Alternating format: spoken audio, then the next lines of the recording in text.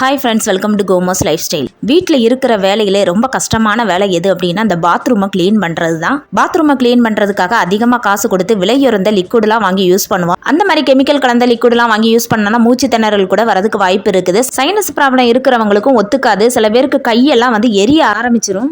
அந்த மாதிரி லிக்விட்லாம் வாங்கி யூஸ் பண்ணோம்னா அந்த டைமில் பாத்ரூம் பார்க்கறதுக்கு நல்லா இருக்கும். மறுபடியும் உப்பு கரையாக தான் இருக்கும். நான் சொல்கிறேன், இந்த 3 பொருளை வச்சு நீங்கள் பாத்ரூமை க்ளீன் பண்ணீங்க அப்படின்னா மாதத்துக்கு ஒரு டைம் பாத்ரூமை க்ளீன் பண்ணால் போதுங்க. அந்த அளவுக்கு நல்ல பாத்ரூம் பளிச்சுன்னு இருக்கும். நம்ம வீட்டில் இருக்க பொருளை வச்சு தான் பாத்ரூமை நல்லா பளிச்சுன்னு க்ளீன் பண்ண போகிறோங்க. இந்த பொருளை சேர்த்து க்ளீன் பண்ணும்போது உங்கள் பாத்ரூமில் இருக்கிற விடாப்பிடியான உப்புக்கரை, அழுக்குக்கரை படிஞ்சு போய் இருந்தாலுமே அது எல்லாம் போய் பாத்ரூம் நல்லா பளிச்சுன்னு மாறிடும். ஒரு பவுல் எடுத்துருக்கிறேன். இதில் 2 ஸ்பூன் சோடா உப்பு சேர்த்துக்கலாம். அதாவது ஆப்போ சோடா சொல்லுவோம்ல, அது 2 ஸ்பூன் துணிக்கு போடக்கூடிய சோப்பு பவுடர் 2 ஸ்பூன் சேர்த்துக்கலாம். சோப்பு பவுடருக்கு பதில் லிக்விடு கூட சேர்த்துக்கலாம். இது கூடவே அரை கிளாஸ் வினிகர் சேர்த்துக்கலாம். வினிகர் சேர்த்ததுமே நல்லா மேலே பொங்கி வரும். அதனால கொஞ்சம் பெரிய பவுலாவே எடுத்துக்கோங்க. இப்போ ஒரு ஸ்பூன் வச்சு நம்ம சேர்த்திருக்க பொருள் எல்லாம் நல்லா கரையுத அளவுக்கு நல்லா மிக்ஸ் பண்ணி இதை எடுத்துக்கலாம். வினிகருக்கு பதில் லெமன் கூட சேர்த்துக்கலாம். 2 லெமனோட சாரை சேர்த்துக்கோங்க வினிகர் இல்லை அப்படின்னா. சோடா உப்பு, சோப்பு பவுடர் எல்லாம் நல்லா கரையுத அளவுக்கு மிக்ஸ் பண்ணி எடுத்தாச்சு. இது கூடவே 1.5 கிளாஸ் தண்ணி சேர்த்துக்கிறேன்.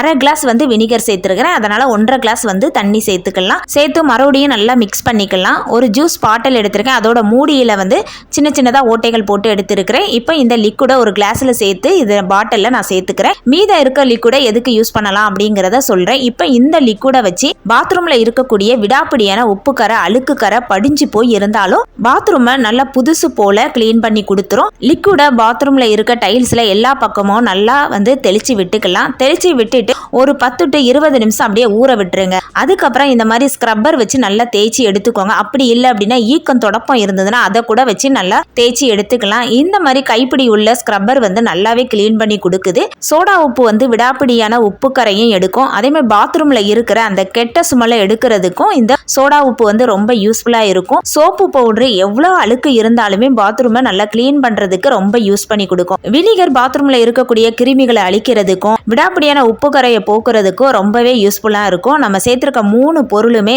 பாத்ரூம்ல இருக்கக்கூடிய விடாப்பிடியான உப்பு கரை, அழுக்கு கரையை போக்குறதுக்கு இந்த 3 பொருளும் ரொம்பவே யூஸ்ஃபுல்லா இருக்கும். இந்த தண்ணி போற பக்கத்துல எல்லாம் பாத்தீங்கன்னா அந்த அளவுக்கு ரொம்ப அழுக்காவும் உப்பு கரையாவும் இருந்தது. நான் ஸ்க்ரப்பர் வச்சு தேய்க்கும் போதே உங்களுக்கு தெரியும் எவ்வளவு நல்லா அழுக்கெல்லாம் போகுது அப்படிங்கிறதையும். இப்ப பாத்ரூமை ஃபுல்லா நான் தேய்ச்சிட்டு தண்ணி ஊத்தி நான் காட்டுறேன் எவ்வளவு நல்லா கிளீன் பண்ணி கொடுக்குதுங்கிறதையும். ரெடி பண்ணி வச்சிருக்கேன் இந்த லிக்விட தெளிச்சிட்டு ரொம்ப அழுத்தம் கொடுத்துலாம் தேய்க்கணும் தேவையே இல்லை.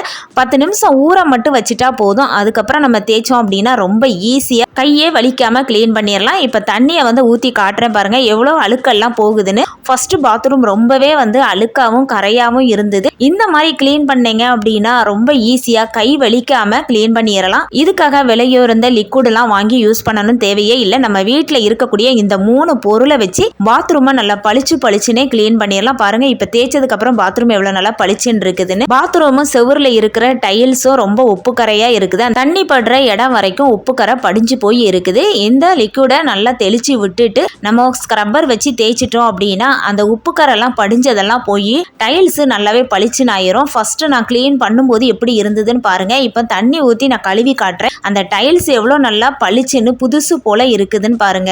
இந்த மாதிரி கிளீன் பண்ணீங்க அப்படின்னா உங்க பாத்ரூம் எவ்வளோ அழுக்கா இருந்தாலும் உப்புக்கரையா இருந்தாலுமே நல்லா பளிச்சுன்னு கிளீன் பண்ணி கொடுத்துரும். நான் இப்போ ஃபுல்லா பாத்ரூம் எல்லாம் கிளீன் பண்ணிட்டு நான் காட்டுறேன் ஃபர்ஸ்ட் எப்படி இருந்தது. இப்போ பாருங்க பாத்ரூம் நல்லா பளிச்சுன்னு ஆயிருச்சுது.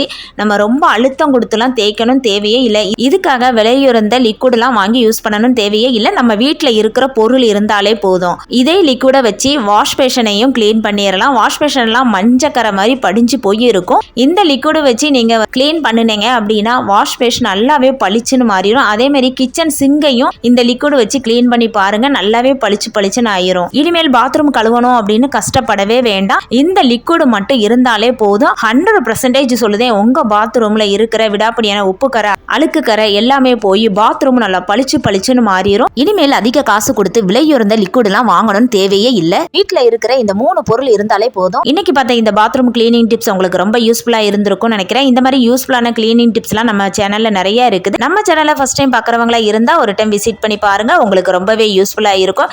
இன்னைக்கான இந்த கிளீனிங் டிப்ஸ் பிடிச்சிருந்ததுன்னா லைக் பண்ணுங்க, உங்க ஃப்ரெண்ட்ஸ் அண்ட் ஃபேமிலிக்கு ஷேர் பண்ணுங்க, மறக்காம சப்ஸ்கிரைப் பண்ணுங்க. அடுத்த வீடியோல பார்க்கலாம். தேங்க்ஸ் ஃபார் வாட்சிங்.